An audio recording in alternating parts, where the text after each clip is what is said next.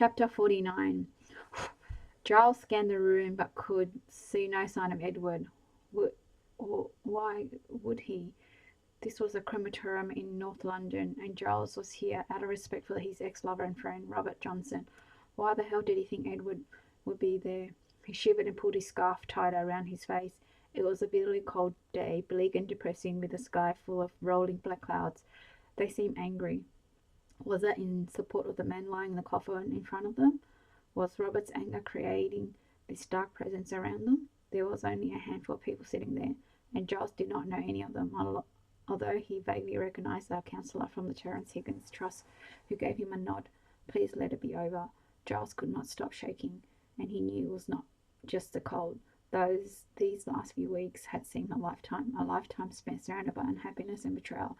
He just wanted to get through this. He would survive. Of that he had no doubt. There was a tiny part of Giles that he never gave away to anyone, not even Teddy. Call it hope or ego or just plain self-preservation. But this tiny part of him was the spark that kept him going. He would rise up again from the ashes. Ashes, Christ. Now was not the time to bring up ashes. The director of the funeral parlour had contacted him and suggested that he, Giles, might like to take Robert's ashes. Not in a million years. There did not seem to be any relatives until today, when apparently a distant cousin had turned up and was happy to take the urn. She was a thin, grey little woman sitting in the back. Giles wondered if he should speak to her and offer his condolences, but what would be the point? Poor Robert. He had been so flamboyant when he first arrived at the theatre. His particular sense of humour had appealed to Giles. The cutting, slightly sarcastic comments he would make about people, but their union had been awkward from the start, and Giles had always had the feeling Robert had another agenda. He was a closed book as far as his emotions were concerned, but then Teddy and Giles had become close once more, and these last few months had been the happiest times of his life. He had a partner to share things with and a job that he adored made for the perfect life. He knew he would never be able to find that again. He had to face the production of Hamlet on his own, and he was not sure he had it in him anymore. Large tears were rolling down his cheeks, and Giles hastily wiped them away. He wanted to leave, but the service, such as it was, had begun. Someone sat down next to him, and his heart sank. Who would sit down next to a total stranger when there was plenty of empty pews? He tried to shift away, but that somebody grabbed his arm. Okay, Giles, it's only me, Jeremy. Are you alright? You look as if you want to run away, he whispered. Giles looked up and saw Jeremy smiling at him, and he let out a huge sigh of relief. Oh my God, am I glad to see you. I just can't do this on my own. Thank you for being here. Did you come down by train? How did you get here? How are you going to get back? He fretted. Don't worry about that now. Let's just get through this and then we can go and have a drink somewhere, replied Jeremy. In fact, Jeremy was on cloud nine, as he was going to meet Eddie this afternoon at some flat in St. John's Wood. When Eddie had rung and suggested they meet this Sunday, it was ideal, as Jeremy already knew about Robert's cremation from George Delaware, who had called him. I'm sorry to say we are not going to be able to come to the cremation, as Dale and I are away that weekend abroad. I do hope you will go, Jeremy, and say a prayer for Robert on our behalf. It was more a command than a request. Oh, yes, of course I will go, he promised. When Jeremy saw Giles sitting all alone and looking so forlorn, he was glad he was there. After the service, the two men made a hasty retreat, found a pub, and sank a couple of vodkas each. Poor Robert, muttered Giles. He has died in vain so far. No one seems to want to address this terrible problem of HIV, do they? He took Jeremy's hand, and yet his death has destroyed so many lives around him, yours and mine, to name but two. Are you coping okay, dear boy? Jeremy thought it best to keep his visit to Eddie to himself, but it was difficult not to share his joy because he had been unhappy for so many weeks. I'm surviving, Giles, but it's very hard. What about you? He asked. Giles stared into the vodka, then threw it back and ordered another. I am bereft, dear boy, rock bottom. I just don't know how I'm going to pull it all together after Christmas. But we have Hamlet to look forward to. Please remember, Giles, how important this production is going to be. It is everything you have worked for, and is going to be fantastic. Please, Giles, you have to make it work for the likes of me. I'm relying on you to make me a star. You are right, of course, my boy. I will do my best. With your help, I hope. He looked into Jeremy's face for confirmation. Suddenly, Jeremy thought of Sally, how they always talked about their work and how it would always come first, and he suddenly did feel stronger and more positive. Bloody right you will succeed, Giles. Failure is not an option. Broken hearts are one thing, but broken dreams are not allowed. We will overcome. Jeremy left Giles, having one for the road and borrowing some poor barman with his version of Hamlet, and made his way to the address he had been given in St. John's Wood. He arrived outside a rather impressive block of flats, which must have been built somewhere in the 1930s. He took the lift to the fourth floor and, catching sight of himself in the glass panelling, became aware of just how nervous and excited he was. As he had pink cheeks, he paused at the front door and took a few deep breaths before finally ringing the bell. He then stared straight ahead of him, not moving a muscle, until the door was flung open and Eddie was there before him, alive. Ah, Jay, I can't believe it is you at last. Eddie pulled Jeremy through the door, and they closed it with their bodies as they leaned against it to embrace. They kissed long and deep, and when they finally broke away, both men were flushed and breathless. Eddie led Jeremy into a beautiful 1930s style living room full of pure furniture and antique. Wow, this is fantastic. Who does it belong to? Jeremy wandered around, examining everything, and picked up a photo in an Art Deco frame. Oh, I see, he said softly. It belongs to your father, doesn't it? He turned to face Eddie. Does that mean he has forgiven you your heinous crimes? Forgiven you for your heinous crimes? The sarcasm was not lost on his lover. I'm so sorry about everything, Jeremy.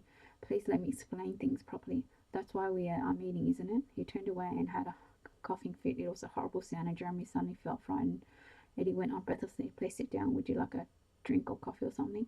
A glass of white wine would be good, thank you, said Jeremy, and he sat down on the edge of one of the perfectly upholstered sofas as though he was waiting to be called into the doctor's surgery. Eddie brought him the glass of wine and put the bottle in a silver wine cooler on the side. One glass is never enough, he smiled. He coughed again and raked his body. Jeremy noticed for the first time that his friend had lost weight. Are you ill? He said curtly, trying to hide his terror at what Eddie was about to tell him. Gosh, Joe, you sound like a headmaster, Eddie laughed. I am sorry, Eddie, but this is agony. You obviously have something to tell me, and I'm guessing it is not good news, because apart from anything else, you look bloody awful. And sorry, I didn't mean. Jeremy could go no further. He could not stop the tears from flowing. Eddie came and sat beside him and held him. Don't, Jeremy, please. Don't make this harder than it is. I love you so much. It's just does not seem right that we cannot be together. But the truth is, my dearest love, I'm dying, and no, don't say that. Wow, Jeremy, you can't die, Eddie. Please don't say that. Listen to me, Jay, please. This is very important to me and to you. There is nothing we can do. My father will not let me see you again after this. My mother actually arranged this for me. She hates the whole mess, but she understands how much I love you, and I need to say goodbye. Jeremy tried to speak, but Eddie stopped him. No, please, you must let me finish. I have presented with the first symptoms, and now who knows? It could be months or years before the next phase. But the prognosis is not good. I don't want you to spend the next years of your life wondering about when I'm going to pop my clogs. You have a fantastic career in front of you, Jeremy, and if you love me, you will make sure you do everything in your power to embrace your success. I will hear all about it, believe me. I will be following you all the time. My father will never let us be together, and we will never be reconciled. His hypocrisy is beyond belief. The pain he has caused my mother all these years, and now he castigates me. However, it is something we as aristocrats have to do. Stick together. So they will all gather around me, and that will be that. It is shit. There is no other word for it. I wasted a life, but please, Jeremy, promise me you will not waste yours. Jeremy sat there on the sofa in his lover's arms and just wanted to die right there. If there had been a poison chalice, he would have drunk deep and died happy. Do you promise me then? Eddie's voice hung in the air. Jeremy shuddered and gathered himself up off the sofa. There was nothing more to say. He was exhausted. He stumbled against a chair and reached out to Eddie, who took his arm and steadied him. You'll write to me or phone me sometime? Asked Jeremy, clutching his thumb as if he was going to drop on the floor. He was just full up with pain and hurt and wanted to scream his agony to the world. Eddie held him tight and steered him to the front door. I will always love you, Jeremy. You showed me what real love is, and for that I thank you. Please be strong for me, and remember, wherever you are, I will be watching you. They kissed one last time, a gentle, tender kiss, and Jeremy drew strength from his lover and was able to ride the lift down to the ground floor with dignity. He went out with the freezing December evening, grateful for the darkness to hide his tears. So many tears and so much pain. Jeremy walked all the way to Euston, by which time it was 9 in the evening. He was too cold to care, but once on the last train back to Crewe, he started to unthaw and he grew warmer. His heart grew colder. Life's a bitch and then you die, except the wrong people seem to die, always the wrong people. He would work hard for Eddie. He would make him proud and show his fucking father that his son loved about him. He hoped Lord Graham suffered for the rest of his life the guilt of destroying his only son's chance of happiness. Please let Eddie live a long life, prove them all wrong. He was a shining star. He couldn't die.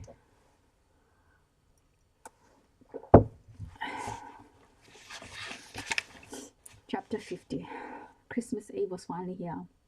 Sally woke early, with just the same sense of excitement she had as a child. She was all packed and ready to go. Her parents would be arriving during the day, and then they would watch the last show before driving their daughter home for the holiday. Christmas morning in her own bed, it was almost too much to bear, though thought Sally happily. The week had flown by, and everyone at the theatre had been in a constant state of goodwill. Presents appeared on dressing tables, and the boys bought everyone a chocolate Father Christmas. Sally had organised the girls' presents to the crew and front of house staff. She had found a stall in the market which sold homemade soap, so everyone got a little bar of soap in the shape of Santa Claus and a sack of gold money. Chocolate, of course. Dora had an early Christmas present in the form of an offer from a Nottingham playhouse for the next season. The job that should have been mine, remarked Sally to Janine as they were ironing costumes. Do I detect a hint of the green-eyed monster? Teased Janine. No, not really. It's just I wish she showed a bit more gratitude. Let's be honest. She did lie to the director of Nottingham Playhouse at that repertory conference and led him to believe he was talking to me. She seemed to be blissfully unaware of just how bloody lucky she is. Even the powers that be at Coronation Street are willing to wait for her to get her equity ticket and then give her a job. Sally suddenly recognised how curmudgeonly she sounded and stopped herself, saying contritely, "Oh, I'm sorry, Janine. I must sound like a right old miserable twisted sister, but each time I give Dora the benefit of the doubt, she goes and does something else." She pinched that business card off the agent Peter Stone that I had left on the kitchen table a while back and rang him and made an appointment to see him. I know she's perfectly entitled to do so, but it is so insensitive of her. She could have asked me first if I minded. And do you mind, ventured Janine? Do you know what? Yes, actually I do. Sally was pleased with Dora, of course, but she could not deny a touch of envy. Her younger sister's life seemed to just progress with still such ease, everything falling into place. I suppose the thing that galls me is that she just takes it all for granted. Oh, come on, Sal. Everyone hits a bad patch eventually, and it is how you deal with the knocks that counts. I don't wish her any bad patches, sighed Sally. Just wish she had a bit more. Just wish she was a bit more grateful. I'm sick to death of being the second-class citizen. The sad sister is always one step behind. I seem to be getting nowhere fast. Sally was very close to tears, and Janine knew it. Hang on a minute, girl. You have gone from ASM to lead in 3 months. Not bad, eh, is it, eh? I'm thrilled you will be playing Sandy in the prime of Miss Jean Brodie. And has not Miss Sarah Kelly hinted that you could be leading the ensemble in The Boyfriend? Sarah had indeed told Sally that she and Giles thought she was the best person for the role of Polly Brown in The Boyfriend, the last production of the season. Sally had been thrilled to bits at the time, so why was she feeling so down now? Listen, we're all tired and emotional, a day off and some Christmas pud, and you will be feeling as right as rain, advised the optimistic Janine. On the quiet, Sally was also very worried about Jeremy. He had told her about his trip to London, and she had to admit it was very hard on him. You poor thing, it does seem as though the rich close ranks under fire, doesn't it? She had consoled him. All I can say is that time will heal. You will survive, and you must survive because you have an incredible career ahead of you. A new agent, a role in the West, and more. What more did you ever dream of? I wish I was so lucky. Sally couldn't resist a small moment of self-pity. Oh, Sally, don't say that. You are doing fine. You have made the right decision to stay at crew and play proper parts instead of understanding. It would have driven you mad, and you would have had to put up with Rupert. I suppose you are right, she replied a little sadly. I wonder who will play Ophelia this time. Forget it. Whoever it is will be a one-hit wonder and forgotten about by the time you are accepting your first Emmy. Now come on. Let's clear up the green room because it's late. Let's face it, no one else will. Patricia and Douglas Thomas arrived at the theatre just before the curtains up on the matinee. Dora and Sally met them with shrieks of delight at the stage door. It is so good to see you, said Sally, running into her dad's arm. We have got to go and do the show now, but you know how to get to the flat, don't you? Yes, of course, replied Douglas. We can go and start packing the car with Dora's stuff, can't we? Then your mother and I will be at the stage door at 4 o'clock to take you to tea before the final show. She wants to go and buy some supplies for the junior home as well, I think. Okay, then we will see you later, called Dora over her shoulder, already on the way to the dressing room to get changed. She added to Sally, I will never get all my stuff in the car, so do you mind hanging on to some of it until I get a placing on him? Then I'll come and get it. No, not at all, said Sally, carefully putting on her moustache. You know I will miss being ratty, but maybe not the facial hair. Perhaps that is why I can't get an agent, because they think I am a hairy actress. She burst out laughing, and Dora joining until they were both laughing so much their makeup was running. Sally gave her sister a hug and said, I will miss you, Dora, even though you have been a pain in the butt. Just try and think about other people sometimes before you go off on one. Go off on Mount One. Yes, sister dear, Dora giggled. I love you too, and I am surely feel sorry for the grief I have caused. Sally smiled, and they left it at that. However, in her heart of hearts, Sally knew that things between them would never be the same again. She would never be able to fully trust Dora, and she knew Dora would be living in a different planet this time next year. It was sad but true, and Sally surprised herself by her cynicism. Probably best to get on and take everything with a pinch of salt. The rest of the day went like clockwork. The girls took their parents to the pub for tea and had pie and chips, and then did the last show to a full house of screaming children. As the curtains fell, there was a stampede for the dressing rooms, with poor Heather trying to remind people that they must be back on Boxing Day for the half at 2 o'clock. Why do I bother? She shouted over the noise to Sally. Have a great Christmas Day, pet. She went to find Jeremy, who was jogging to the stage door with a huge bag. We will see you at Junction 6 bright and early on Boxing Day. Have a lovely Christmas Day, my darling. She gave him a big kiss. You too, Sally. I hope Santa brings you something gorgeous. And then, bye, Gladys. Don't eat too many mince pies or you won't fit through the stage door. Jeremy planted a smacker on the big woman's cheek and was gone. Sally found her parents waiting by the car, which was piled high, but with room for them all to squeeze in. I have got all the food and drink with me in the front, explained Patricia. Just ask me when you want something. Now come on, let's get going. I love your moustache, Sally. They all climbed in, and Douglas tooted a farewell to whoever might be listening, and they were off. The coming goings on a Saturday night in the theatre were always chaos. No one would have noticed anybody slipping through the big dock doors at the back of the auditorium where all the scenery was kept. Gladys had already gone home and locked the stage door. The remaining crew would switch off the lights except the safety ones, and then leave through the small door in the dockyard doors. Gradually the noise died down, and after the final calls of good night and happy Christmas had floated past the stage door, silence fell like a huge blanket over the theatre. The figure in the dark anorak and hood sat for some time in the royal box, just listening to the silence. The stage was lit by vague blue light, casting a sheen across the floor, making it look like a lake. The rows of red velvet seats appeared tiny from the box. The figures brushed the nap of the ledge, and her skin tingled as the velvet pricked her fingertips. A door banged and made him jump, but soon there was silence once more. It was a dead silence, with no reverberations, echoes, or resonance. The figures closed his eyes and tried to imagine he could hear the audience, the murmuring of an expectant and excited crowd, a laugh ringing out now and then. But there was nothing. The theatre had shut down for the holidays. It was sleeping now, dreaming of all the shows and drama that had filled its walls. It was resting, ready for the next onslaught. Life goes on, murmured the man. He took a swig from the bottle of champagne he had by his side and coughed as he went down the wrong way. He coughed. His cough bounced off the walls of the auditorium like a joke from the stage and came back to hit him like a stone, reminding him of the evil that was inside him. He grasped the brass railing of the box until the hacking cough stopped racking across his chest. He was left breathless and feeling sick. He tripped another sip of the bottle, this time taking it more slowly. The bubbles made his nose itch, and he smiled to himself in the darkness. He reached into his pocket and for the envelope, and as he pulled it out, he realized it was all scrunched up. He laid on the edge of the box and tried to flush it out. Then from his other pocket, he took the bottle of pills and then put them on one side of the little gilt chairs. He suddenly clasped hold of the envelope again, thinking that no, it wasn't safe to leave it there. One gust of the air would send the misty fluttering down into the stalls below, and it would be lost. I need a table. He looked around the box. It was like a toy house, with the tiny gilt chairs and the heavy brocade curtains either side, held open with gold and silver tassels. Then he spotted a table near the door, beautifully inlaid with pale wood, and carried it down onto the front of the box. He placed the pills and the bottles of champagne on it, and then sat down again, holding the envelope. Careful not to tear the letter inside, he pulled out the the headed notepad and began to read. Hi everyone. Well, I certainly messed up, didn't I? But who was to know there would be a bloody virus that could kill you just for having a good time?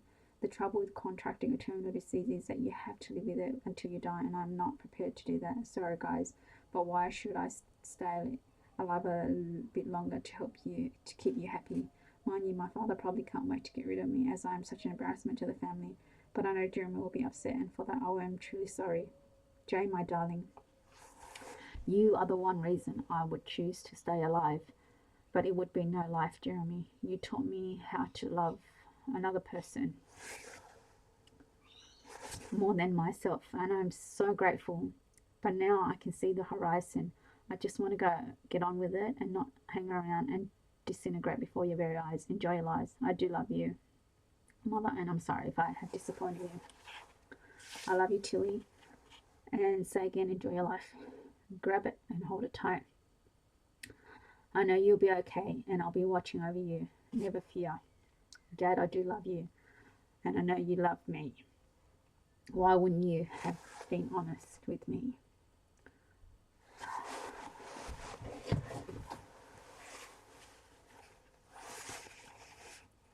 With Mother, with Tilly, and most of all with yourself. There is no shame in loving a man. You must believe that. But what you did was a lie and cheat to do it. Please learn from me, huh? That would be something, wouldn't it? A lesson learned from your promiscuous gay son. But I have been honest in the end with everyone. And God knows, I have enjoyed my life, albeit short and sweet. Now there is just this bloody death business, so the sooner I get over with, the better. Lots of love to everyone, Eddie. The young man carefully folded the letter and put it back in the envelope and addressed it to Jeremy Sinclair. He laid it on the table, then unscrewed the bottle pills and tipped them out. With the help of the champagne, he managed to wash down the entire bottle of white tablets. Then, feeling tired, he folded his arm on the edge of the balcony, slowly lay down his head and closed his eyes. He wanted to remember his visit to his box with Jeremy. It had been the happiest moment of his life when they had first touched each other. He could smell the scent of Jeremy's skin and feel the softness of his lips as he kissed Eddie.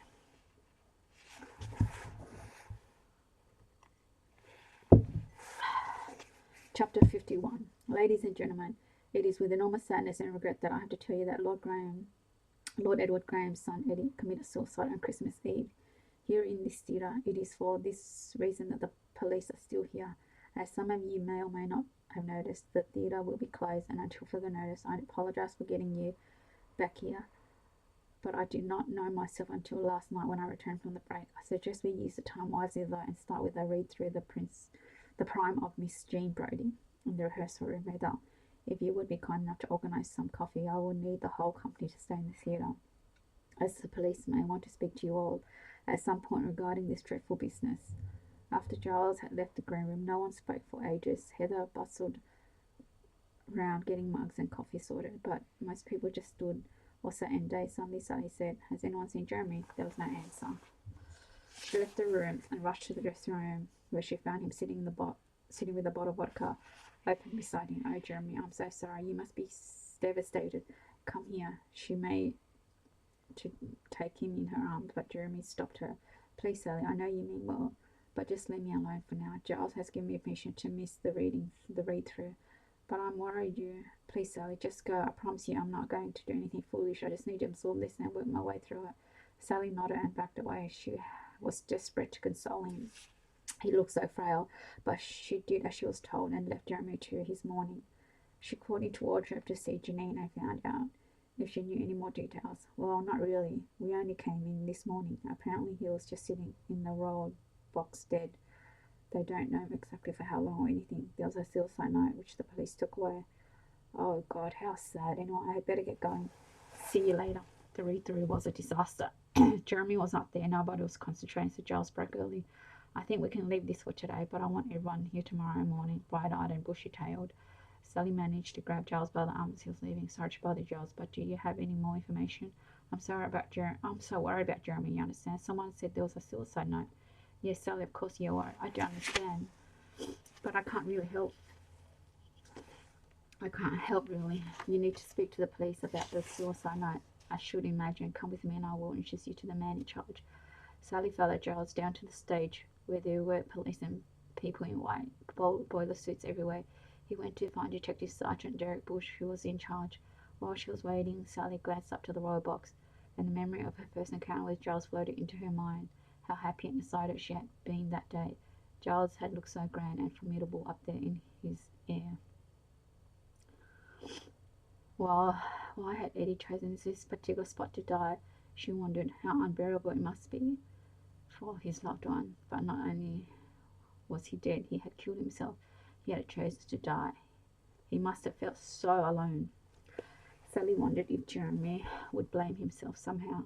She must help him to understand it was nothing to do with him. He would not have prevented it. He could not have prevented it. But if I hadn't left him on his own, I should have made him come with me that day I saw him at his father's flat. I knew he was going to end up on his own. Oh Christ, why did I leave him? He cried. Sally and Jeremy were sitting in the dressing room. Everyone else had gone to the pub for lunch, so it was quiet and private. But Jeremy, Lord Graham would never have let you take Eddie away. What would you have done? Kidnap him? I know, you're right, Sally, but I feel so useless, like I let him down. Jeremy, may I remind you that it was because of Eddie and his behaviour that you two could have been facing a death sentence. You haven't let anyone down. Jeremy looked at Sally for a few minutes, then got up and gave her a hug. You are a very special person, Sally, and a good friend. I can only say these things to you. I know Eddie would take this. I knew Eddie would take his life because from the moment he was diagnosed, I could feel it in him, sense his desire to do something positive about the situation. I know that must sound ridiculous because to most people, suicide is a very negative response. However, to someone like Eddie, he was being positive. There was no cure for his illness, so he would have had to spend the rest of his days waiting for the dreaded signs to appear, warning him of his approaching death. Does anyone want to live like that? I know one day they may find a cure and all the rest of it, but for now Eddie had nothing to do but wait. I have thought a good deal about him while I have been at home, and I have almost cried myself through it, Sally. My poor parents did not know what to make of me. I was so down. I know how lucky I am to be in the clear, and it has made me even more determined to make a success of my career. I don't need anyone in my life anymore. I loved Eddie more than life itself, and I don't regret a single moment I spent with him. But now I'm on my own and going to make the best of it. He gave Sally another hug and said huskily, "Come on, let's join the others in the pub." Everyone was a bit subdued, and the word was out that Jeremy and Eddie had been an item. So when they arrived at the pub, no one quite knew what to say. Jeremy cleared the air by announcing that drinks were on him, and they were going to toast his love and wish him well. Wherever he was, a big cheer went up, and everyone's spirits rose. They were a team and would move on together. Sally sat in the corner and watched the proceedings. Dora caught her eye and waved to her. Sally smiled and waved back, and was reminded that they were back in action again now, so anything could happen. Dora had taken over Christmas Day with her high spirits and wonderful news. Of course, Mum and Dad were absolutely over the moon and could not believe things had changed so much in just a few months. Sally could not help but feel that she herself had somehow let them down. She had stayed in much the same place as far as they were concerned. Never mind that she had fallen in love and had her heart broken. Discovered that she and her siblings were worlds apart, and decided that maybe she was not cut out to be an actress after all. When Patricia had come to tuck her up on Christmas Eve, she said, "I know we joke about things sometimes, and you may feel we don't take you seriously enough, but you know you can tell us anything, my darling. We just want you to be happy." Happy, wasn't that what everybody wanted in life? Was Eddie looking for happiness when he popped those pills? Was he searching for happiness when he was partying hard and taking all those men inside him? Was Sally happy when she woke up beside Rupert? Yes, I was, I suppose, Sally thought herself, but I was also happy because deep inside me I felt good about myself. Surely I can achieve that contentment without having to rely on other people all the time. I am quite content at Crewe, and I'm going to enjoy every minute as it happens and see where I go. As Agent Peter Stone said, it is all luck and karma and being in the right place at the right time. Sorry to interrupt your daydreams, sweetie, but I need you to help me clear the wing space for the next show, Heather said. Just coming, answered Sally, and went to find Jeremy. He was surrounded by the lads, so he pulled him to one side, saying, "I just want to tell you I love you and that we can do this." That afternoon, Giles assembled the cast and crew once again to tell them that the police had finished the investigation of the theatre and they were now free to continue their rehearsal. There was a round of applause and people wandered off to sort themselves out and get back to life as normal. Oh, Jeremy, Giles called to him as he was leaving with others. This is for you. The police no longer need it, and it is addressed to you. He handed Jeremy the envelope. But what about his family? Surely you should give it to his father, Jeremy ventured. I've tried to contact Lord Graham on several occasions, but to no avail. It has been made very clear to me that neither he nor the Graham family want anything to do with me, or the theatre for that matter. Giles smiled at Jeremy sadly. God only knows what is going to happen to us next season when his lordship grants is withdrawn. I'm sure we can think of something, Giles, and everyone will rally around. Don't give up hope yet, and just think once Hamlet has had rave reviews, you'll be flavour of the month. Thank you for your vote of confidence, young man. It is much appreciated. Giles watched the young actor join the game and thought for the upteenth time how much he missed Teddy. But once again, Lady Luck had not left him completely. He had his production of Hamlet to keep him busy, and he could do without romance for the time being. Sally had invited Jerome to supper at the flat. She had made proper dinner, and the two of them were sitting at the kitchen table finishing their bottle of wine when Jeremy produced the envelope. What's that? Asked Sally. It's the note Eddie left for me, and I thought I would share it with you. Jeremy smiled shakily and squeezed her hand. I'm not sure I could have read it on my own anyway. He slipped his fingers into the envelope, took out the sheet of note paper, and began to read his lover's last words aloud. Thanks for listening.